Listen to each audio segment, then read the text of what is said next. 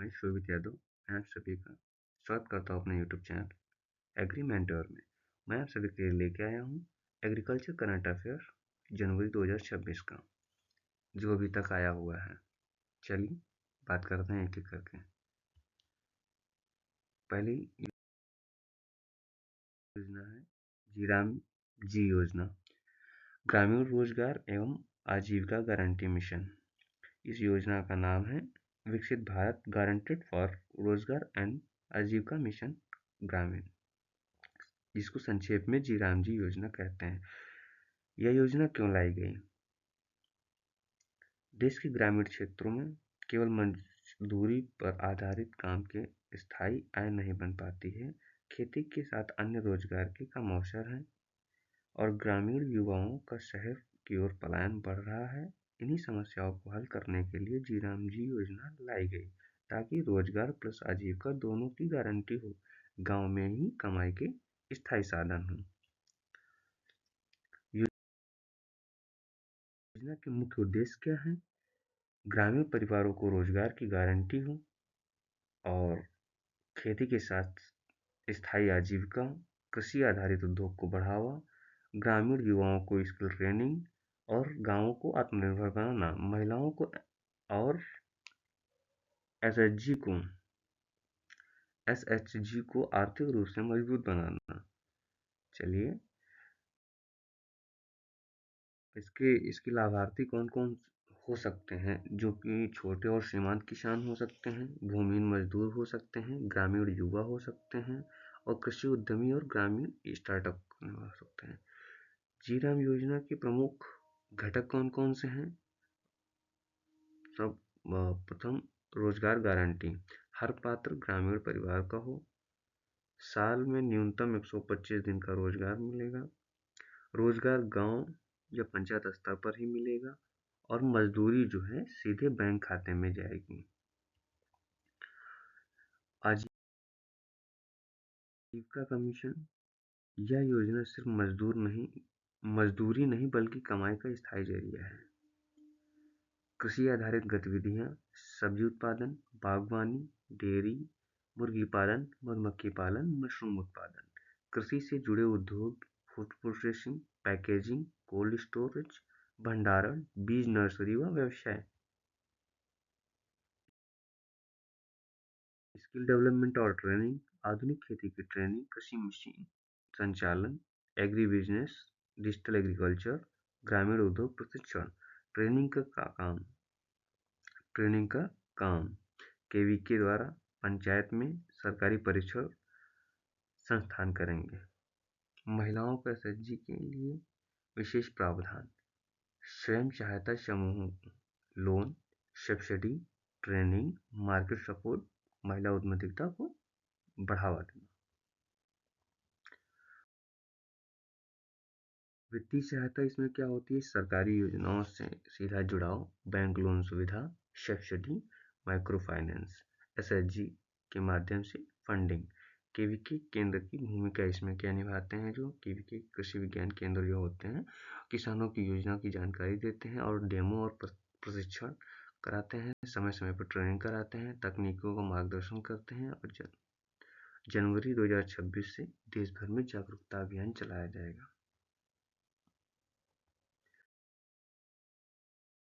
ये मनरेगा से अलग कैसे है? मनरेगा का काम का प्रकार मजदूरी था और जीराम जी का मजदूरी प्लस आजीविका है। मनरेगा में रोजगार के दिन 100 थे और जीराम जी में 125 दिन है। फोकस किस पे हुआ था? मनरेगा में अस्थायी काम पर और जीराम जी में स्थायी काम पर। ट्रेनिंग स्किल इसकी सीमित थी और इसकी व्यापक है। आवेदन की प्रक्रिया, अभी योजना जागरूकता पायलट चरण में है। जल्द ही आवेदन ग्राम पंचायत, सीएससी केंद्र, ऑनलाइन पोर्टल के माध्यम से शुरू होंगे। किसानों के लिए क्यों जरूरी है? खेती के साथ अतिरिक्त आय, जोखिम कम और रोजगार की गारंटी, सरकारी योजना का सीधा लाभ।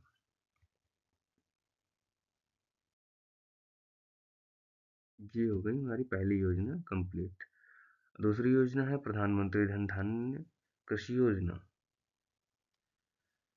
इस योजना का उद्देश्य देश के कम विकसित, कम उत्पादन वाले 100 जिलों को लक्षित करके वहाँ पर खेती, सिंचाई, भंडारण, प्रोसेसिंग और मार्केटिंग को मजबूत करना है ताकि किसानों की आय स्थायी रूप से बढ़ सके। ये कब शुरू हुई थी? घोषणा कब हुई थी?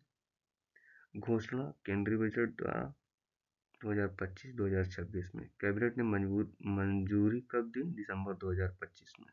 यह कह सकते हैं 2026 में। कार्यान्वयन अवधि कितनी है? 5 वर्ष, 2025-26 से लेकर 2029 से 30 तक। इसने शुरू की? भारत सरकार, केंद्र सरकार द्वारा। कृषि एवं कल्याण मंत्रालय के अंतर्गत प्रधानमंत्री नरेंद्र मोदी के नेतृत्व में शुरू की गई। योजना के मुख्य उद्देश्य कौन कौन से हैं?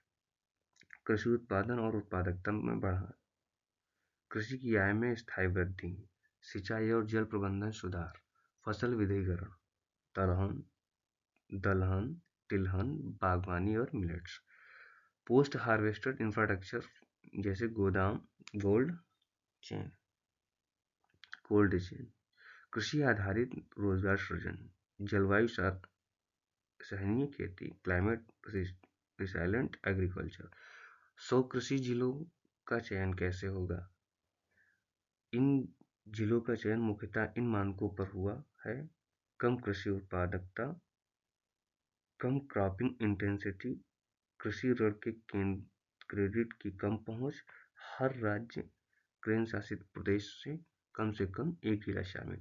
कौन कौन से लोग इसमें लाभार्थी होंगे? छोटे और सीमांत किसान, मध्यम किसान, एफपीओ या एपीसी, फार्मर प्रोड्यूसर ऑर्गेनाइजेशन, महिला किसान व एसएचजी, कृषि उद्यमी।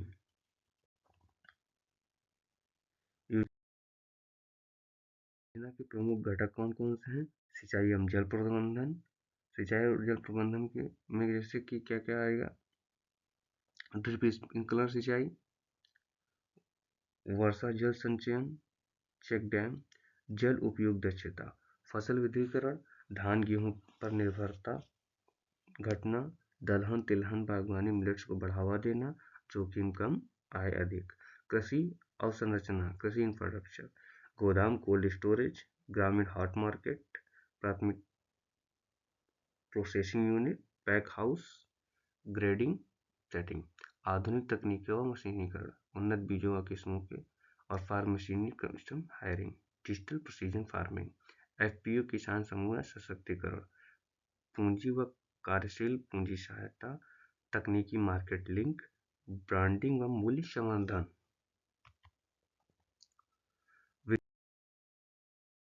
वित्तीय प्रावधान, इसमें जो सहायता है वो कितनी होगी? अनुमानित बजट जो है 24,000 से 35,000 करोड़। फंडिंग पैटर्न केंद्र प्लस राज्य दोनों के द्वारा फंड किया जाएगा। कन्वर्जेंस मॉडल 36 मौजूदा कृषि योजनाओं को जोड़कर क्रियान्वयन। क्रियान्वयन का ढांचा क्या होता है? जिला केंद्रित प्लान है, प्रत्येक चयनित जिले के लिए है। कृषि विभाग, जल संसाधन, ग्रामीण विकास, सहकारिता सभी का समन्वय है। डीबीटी और डिजिटल मार्केटिंग। अन्य योजनाओं से तालमेल क्या है? पीएमकेएसवाई, प्रधानमंत्री कृषि सिंचाई योजना और एआईएफ, एग्री इंफ्रास्ट्रक्चर फंड, फसल बीमा और RKVY, NFSM, MIDH, FPO and SHG कार्यक्रम। किसानों को सीधा कैसे लाभ मिलेगा?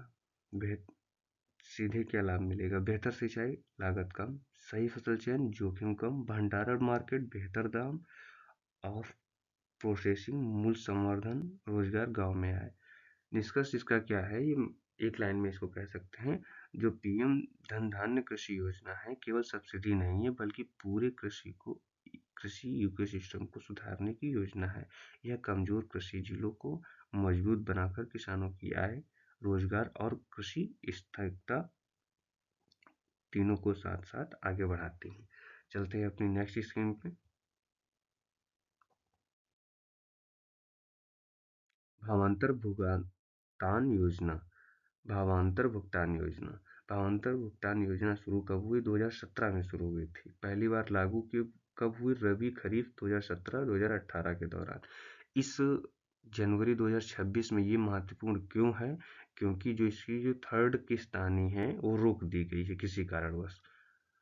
तो आइए देखते हैं कब आने वाली है, इस योजना के अंतर्गत क्या क्या होता है। भावांतर योजना किसने शुरू की थी? मध्य प्रदेश सरकार ने शुरू की थी। तत्कालीन मुख्यमंत्री जो शिवराज सिंह चौहान जी हैं, उन्होंने चालू की थी। यह योजना केंद्र सरकार की नहीं बल्कि राज्य सरकार मध्य प्रदेश की पहल है। भावांतर योजना कहाँ से शुरू हुई? मध्य प्रदेश से शुरू हुई। भारत में यह पहली राज्य स्तरीय MSP अंतर आधारित योजना है। योजना का उद्देश्य क्या है? MSP से कम दाम पर फसल बिकने से किसानों को होने वाले नुकसान की भरपाई, किसानों को न्यूनतम आय सुरक्षा, खुले बाजार मंडी में फसल बिक्री को बढ़ावा देना। भावांतर योजना का लाभ किसे मिलेगा? मध्य प्रदेश के किसानों को केवल मिलेगा जिन्होंने योजना में पंजीयन कराया है, सरकारी अधिसूची मंडी में फसल बेची है, फसल MSP के कम भाव पर बिक्री हो और छोटे सीमांत और मध्यम किसान इसमें सभी पात्र होते हैं। किन किसानों पर लागू होगी? मुख्य रूप से सोयाबीन की जो खेती कर रहे हैं, चने की जो खेती कर रहे हैं और जो मसूर की खेती कर रहे हैं और जो मक्का समय समय पर। फसल यूपी सरकार फसल सूची सरकार द्वारा मौसम के अनुसार तय की जाती है। योजना का लाभ कैसे मिलता है? अगर MSP 4600 रुपये प्रति कुंटल है और मंडी भाव 4200 रुपये प्रति कुंटल है तो 400 रुपये का कुंटल अंतर आता है। सरकार DBT से सीधा बैंक खाते में देती है। भुगतान किस्तों को फर्स्ट, सेकंड और थर्ड इंस्टॉलमेंट में दिया जाता है। जरूरी शर्तें क्या हैं? किसान पंजीयन, आधार बैंक लिंक, मंडी बिक्री पर्ची, भूमि रिकॉर्ड सही होना चाहिए। भावांतर भुगतान योजना 2017 में मध्य प्रदेश सरकार द्वारा मुख्यमंत्री शिवराज सिंह चौहान के नेतृत्व में शुरू की गई थी, जिसका उद्देश्य MSP से कम दाम पर फसल बेचने वाले किसानों के अंतर की राशि सीधे उनके बैंक खाते में देना है। ये थर्ड इंस्टॉलमेंट आना है, ये जनवरी में ही आना है, इस वजह से ये महत्वपूर्ण है आपके एग्जाम दृष्टि से। और आज तक अभी तक तो योजना इतनी आई हुई हैं और अभी तक देखने के लिए आप सभी का धन्यवाद। आपको ऐसी इम्पोर्टेंट जानकारी मिलती रहेंगी हमारे यूट्यूब चैनल पर और आप सभी का धन्यवाद।